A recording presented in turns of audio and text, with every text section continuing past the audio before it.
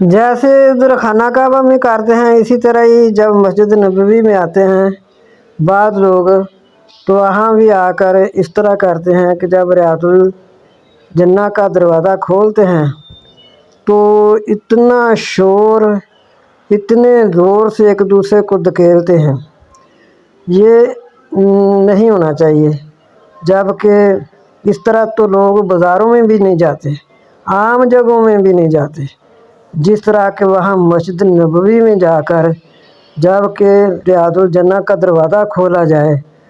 تو ایسے بھاگتے ہیں لوگ جیسے پتہ نہیں کیا ہو گیا۔